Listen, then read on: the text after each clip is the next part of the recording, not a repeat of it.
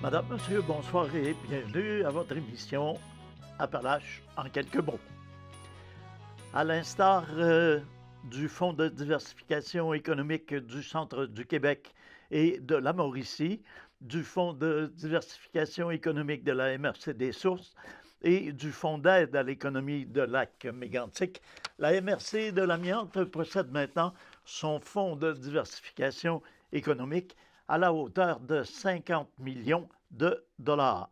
En effet, le gouvernement du Québec a confirmé récemment la mise en place de ce fonds de diversification doté d'une enveloppe d'intervention de 50 millions, fonds qui servira de levier économique pour stimuler davantage les investissements privés et favoriser la création d'emplois. C'est le ministre délégué aux petites et moyennes entreprises, à l'allègement réglementaire et au développement économique régional, M. Stéphane Billette, qui en a fait l'annonce devant environ 150 personnes. Alors, laissons la parole à M. Billette. Bien, je vais vous dire, c'est un grand jour pour la région aujourd'hui lorsqu'on dit qu'il y a eu des années difficiles depuis 2012, lorsqu'on parle d'une région, une activité structurante qui est abandonnée, qui est vraiment arrêtée. Je vais dire, c'est un parallèle que je peux faire également, moi, comme député de Huntingdon, le jour qu'on a perdu le textile. On voit à ce moment-là des moments difficiles lorsqu'on perd cette structure-là de notre économie. Ce sont, première des choses, des entreprises qui souffrent. Une diversité également qui n'est plus présente, des emplois qui se perdent malheureusement. Et je pense que c'est une région qui doit se tenir ensemble, qui doit se tenir debout également pour regarder vers l'avant. Je regarde une région qui se tient, juste le nombre de personnes qui sont présentes ici aujourd'hui. Je pense que c'est un beau message que vous envoyez, des décisions qu'on prend, ce qu'on va annoncer aujourd'hui. Je pense que vous êtes derrière vos élus, aussi bien municipaux que provinciaux, et tous les gens de la communauté. Juste par votre présence, je pense que c'est un beau geste. Et lorsqu'on parle d'un secteur d'activité qui disparaît, c'est une expertise également qui disparaît. Vous avez une expertise ici au niveau de l'amiante. C'est quelque chose qui est complètement disparu.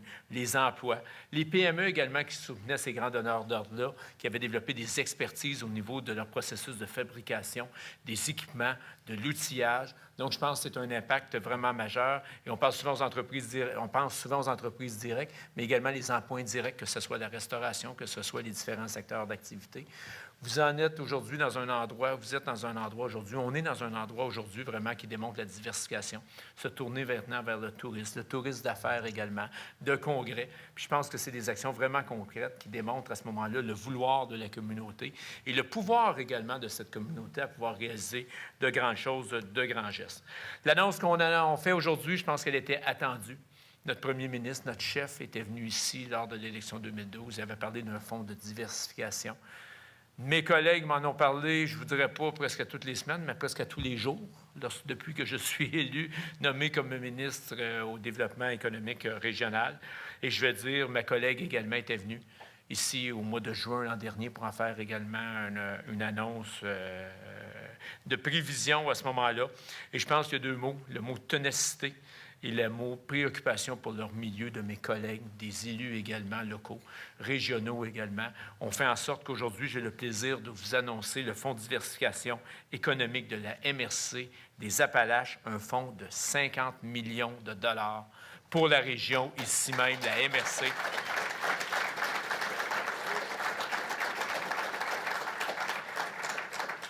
C'est une somme très importante, mais je pense qu'elle est à la hauteur de vos ambitions. Il va sans dire que cette annonce a satisfait les nombreux intervenants économiques de la région, notamment le préfet de la MRC des Appalaches, M.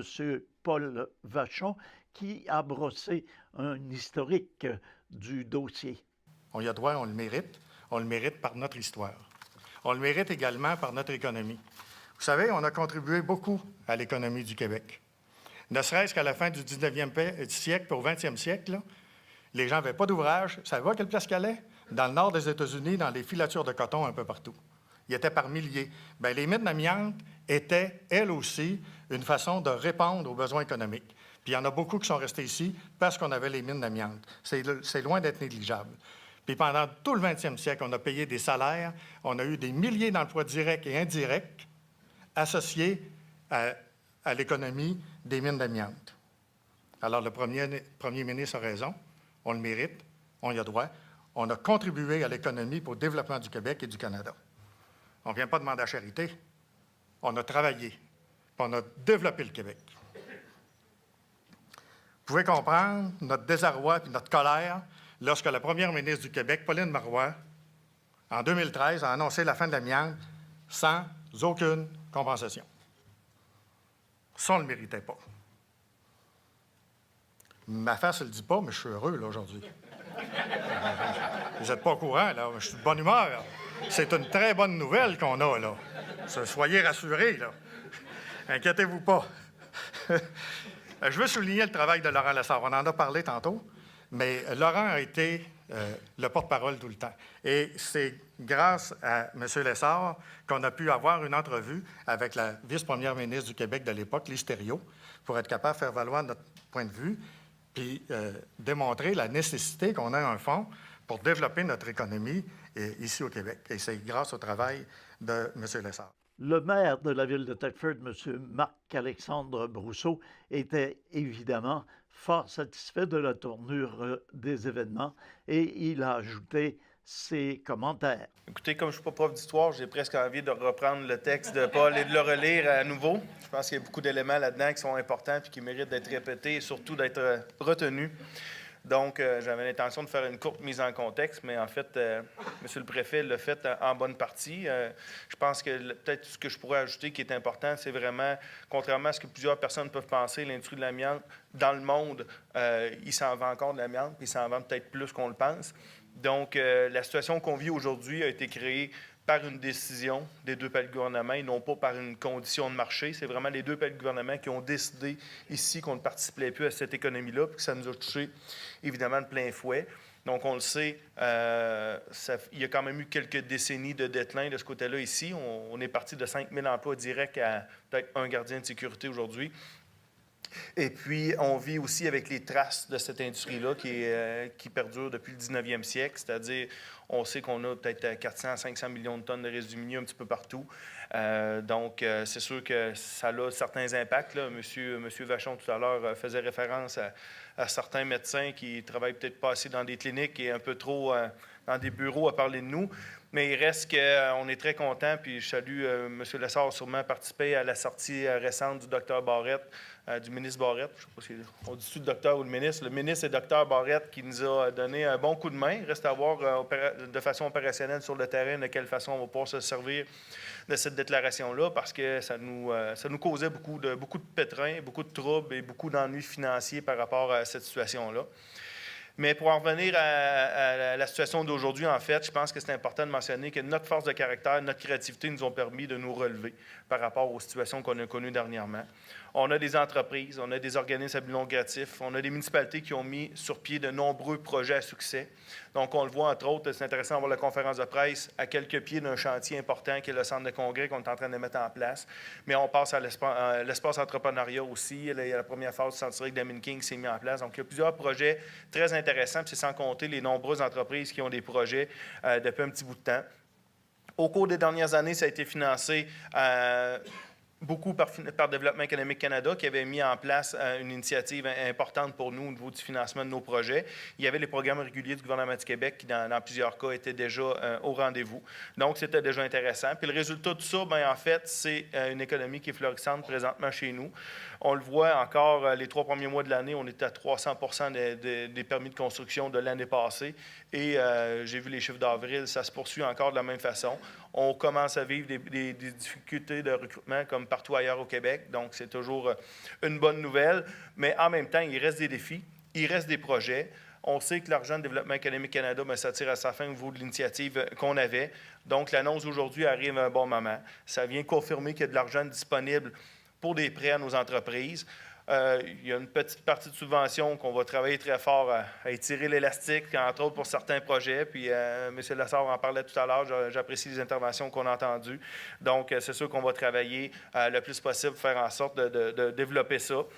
Donc, comme je le disais, il reste à travailler maintenant à susciter des projets, tout mettre en œuvre pour être capable que tous puissent réaliser leurs projets. C'est intéressant aussi d'apprendre, de se faire confirmer que tous les autres programmes du gouvernement du Québec restent admissibles parce que des fois, il y aurait pu y avoir une tentation de tout faire passer les projets dans cette même enveloppe-là. Maintenant, pour certaines raisons, il peut y avoir certains autres programmes qui sont plus avantageux pour plein de raisons, comme on le dit. Et puis, juste s'assurer que tout le monde puisse bénéficier du meilleur programme au moment qu'il dépose son projet. Enfin, M. Laurent Lessard, le maître d'œuvre dans ce dossier, a pris la parole en tout dernier lieu pour exprimer sa satisfaction. Et par la suite, nous avons eu l'occasion de le rencontrer en entrevue.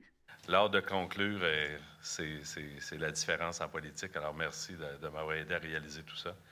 Ghislain, mon collègue, évidemment, parce que ça s'adresse à la MRC des Appalaches aujourd'hui, donc qui couvre le secteur. Pour ceux qui ne s'en souviennent pas, dans le dernier redécoupage de la carte électorale, quand même, il faut se souvenir que, il y a le secteur de Sainte-Clotilde qui est avec la Beauce, mais dans la MRC, il y avait Disraeli-Paroisse et Sainte-Praxède et Beaulac qui étaient dans la MRC, mais moi, je représentais au moins Disraeli-Paroisse et Sainte-Praxède, Beaulac étant déjà dans l'autre comté. Alors, merci, Ghislain, parce que c'est une communauté d'affaires, mais je tiens à le rappeler pour ceux qui n'avaient pas capté cet élément-là. Je veux remercier Paul, l'historien, qui nous rappelle à la base que, on vient de quelque part.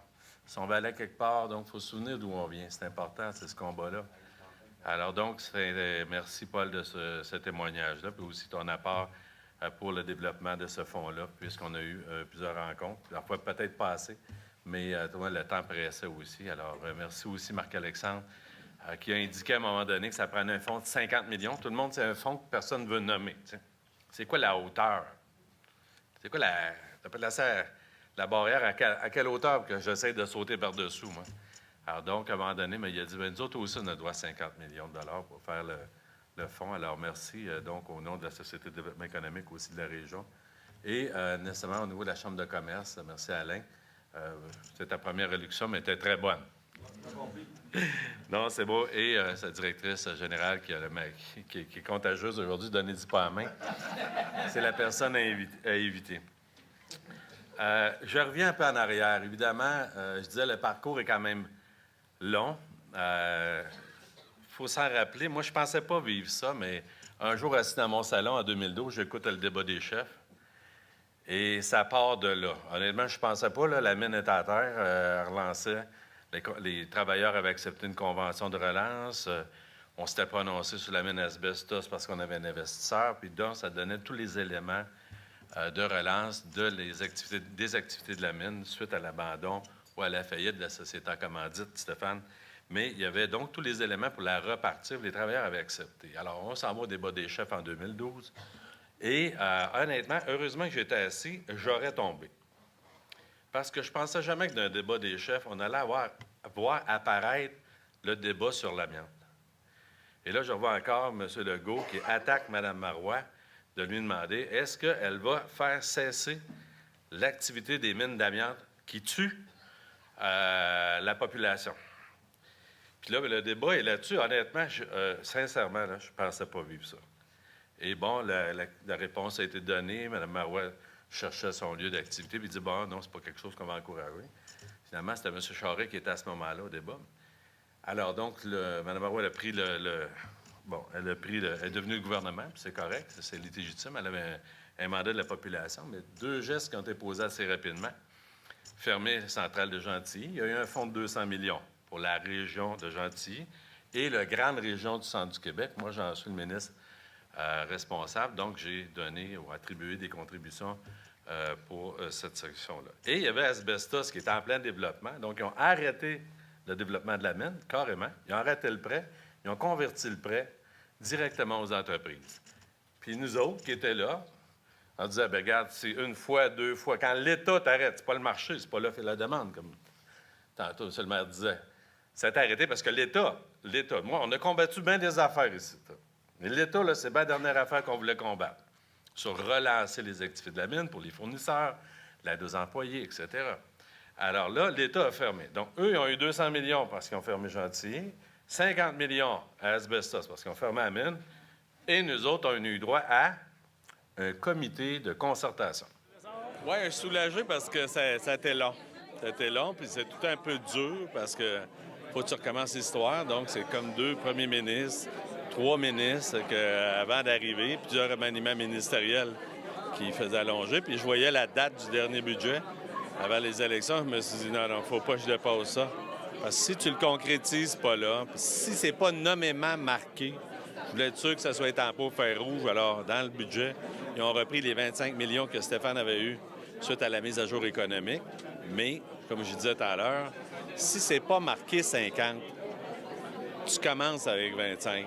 Tandis que là, c'est marqué 50. Donc, c'est jusqu'en 2023. Les modalités seront connues. J'ai demandé rapidement à la direction territoriale aussi de monter une espèce de sommaire exécutif du programme. Qu'est-ce qui est admissible en jeu de ces entreprises, les organismes d'économie sociale, en fait, les corporations aussi, parce qu'on a des petits parcs industriels, donc on peut avoir des contributions non remboursables. En général, c'est des prêts sans intérêt. C'est ce qui m'intéresse, il faut le dire à la population. Il y a un montant maximal, même 25 d'impact sur le budget. Ça peut être un assez gros projet. Puis ça comprend aussi le tourisme. Donc, c'est sûr qu'il y a un dossier dans l'air. On a vu quand même que KB3 m'a quand même donné un petit peu de trouble sur le volet 2. Le volet 1, on l'a financé. Donc, le volet 2 est à bâtir. Parce que si l'histoire va se tenir dans le patrimoine industriel, là, quand on aurait fait le volet 2, parce que sans le volet 2, le volet 1, c'est juste beau pour les voisins. Puis ça paraît bien, notre carte de visite, ou en même temps, c'était sur toutes nos signatures. Alors donc, il y avait un travail à faire. Donc, j'ai bien expliqué tantôt, il y a du 50 millions, il y a 7,5 millions en contribution non remboursable. De ce montant-là, il y a 5 millions qui est juste pour les entreprises, pour les études d'opportunités, de procédés, de produits, etc. Puis il y a une petite particularité aussi, c'est on a un volet que personne n'a, c'est dans le traitement de la gestion des sols. Quand on doit remplacer des sols, bien nécessairement, la dépense devient admissible. Alors donc, dans l'enveloppe budgétaire. Le fonds sera géré par qui? En fait, c'est toute l'analyse. Donc, on ne rengage pas de ressources, on ne prend pas rien du 50 millions pour engager du personnel. C'est le ministère de Développement économique qui en fait toutes les analyses, qui reçoit la réception. Et ils vont travailler avec un comité local. Donc, j'ai dit au ministre, on a déjà localement les fonds du dernier fonds fédéraux. On a créé une organisation qui gère les fonds locaux aussi. Alors, peux-tu encore nommer le même monde, là?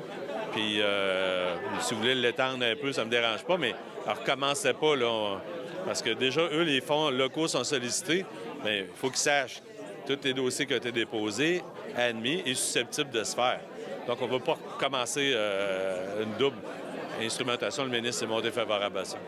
C'est à l'occasion d'une réception officielle tenue à l'Hôtel de Ville le 8 mai dernier que 4 policiers ont reçu des mains du maire de Thetford Mines, M. Marc-Alexandre Brousseau, et du directeur du service de la Sûreté municipale de Thetford, M. Pierre Mathieu, une médaille de la police pour service distingué attribuée par le gouverneur général du Canada. M. Damien Paris, capitaine à la Sûreté municipale depuis mai 1998, a reçu cet honneur après 20 ans de service. On aura compris que M. Paris n'est pas capitaine depuis 1998, mais à l'emploi de la Sûreté municipale depuis 1998. Pour leurs 30 ans de service, le sergent Gilles Auclair, l'agent Yvan Marcoux et le sergent détective Mario Mador ont également reçu un honneur semblable. Je désire remercier messieurs Paris, Auclair, Marcoux et Mador pour toutes ces années au service de la communauté, a déclaré M. Pierre Mathieu, directeur du service de la Sûreté municipale. Ce dernier a poursuivi en soulignant que le travail de policier exige un dévouement et implique des interventions comportant risques et émotions, tout en sacrifiant un peu la vie familiale afin d'assurer la sécurité publique. Il est donc évident qu'une partie de cette reconnaissance soit du même coup décernée aux familles proches de ces policiers. Cette décoration pour service distingué est méritée et ils peuvent en être fiers, de souligner M. Mathieu.